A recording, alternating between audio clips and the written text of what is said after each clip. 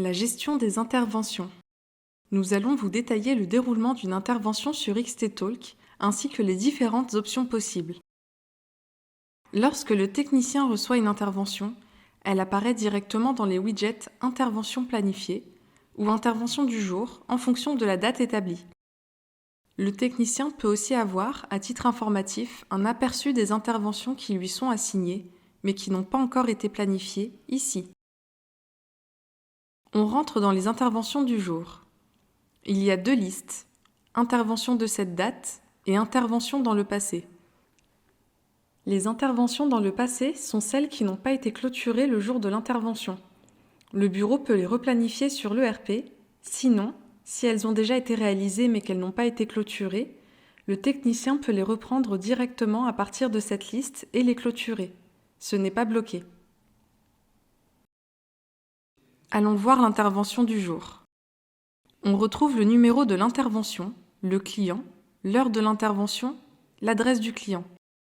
Si vous cliquez sur l'icône de la géolocalisation ici, vous pourrez rentrer directement sur Google Maps et réaliser votre trajet.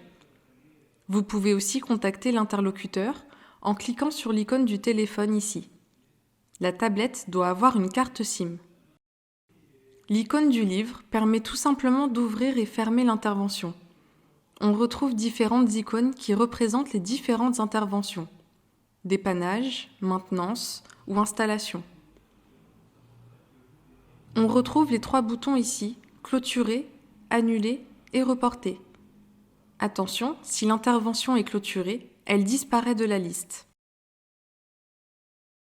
On peut définir le début et la fin de l'intervention en cliquant ici. On peut signaler un retard ou confirmer une arrivée par mail, mais il faut obligatoirement qu'un interlocuteur soit assigné dans l'incident. Pour appeler un responsable, il faut qu'un responsable soit désigné dans le service concerné par le technicien, à voir dans les paramétrages de base.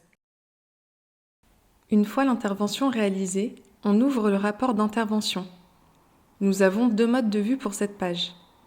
Ici, une vue par onglet de la liste des articles concernés et du chiffrage. Cette vue sera adaptée si vous êtes sur un smartphone pour une meilleure ergonomie. Vous pouvez définir un autre mode de vue en allant dans les paramètres, documents commerciaux et cocher la case écran divisé en deux colonnes. Ce mode de vue en deux colonnes sera mieux adapté pour la tablette. Revenons dans notre rapport d'intervention. On retrouve la liste de nos articles concernés sur la gauche et le chiffrage sur la droite. La case chiffrée lors d'une création à partir d'un incident ou livrée lors d'une création à partir d'une commande, c'est à cocher seulement si on doit facturer une machine.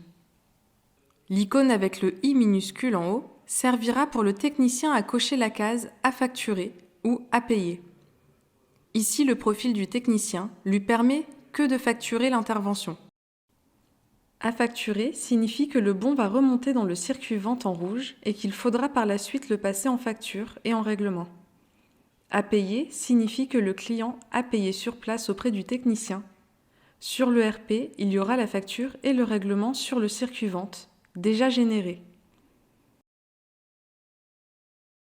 Le plus va permettre au technicien de créer un nouvel article ou une nouvelle machine. Le technicien peut prendre une photo ici.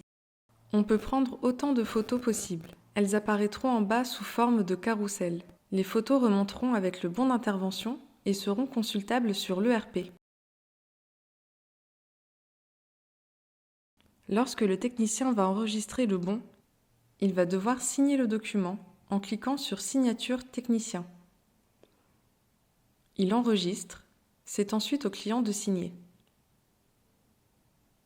On retourne sur la page du bon d'intervention. Il pourra par la suite générer le PDF à partir de l'icône de l'enveloppe ici.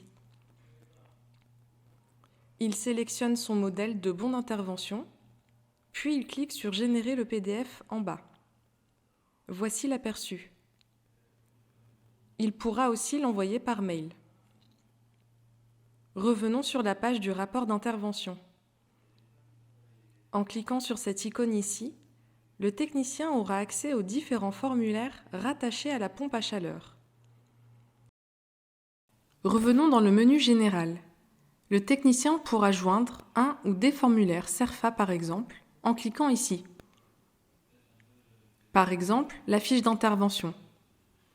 Dans les formulaires, vous pouvez choisir les informations qui seront obligatoires. Ça a un impact au niveau des icônes de validation. Les icônes sont grises lorsque les signatures ou les informations ne sont pas remplies sur le formulaire. Orange lorsqu'elles sont partiellement remplies et vert lorsqu'elles sont toutes remplies. Le formulaire sera envoyé automatiquement sur l'ERP. Vous retrouvez ici les pièces jointes qui proviennent de l'ERP.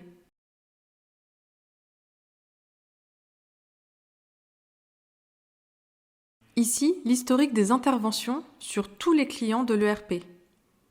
Et pour finir, l'envoi de documents ou de formulaires par mail.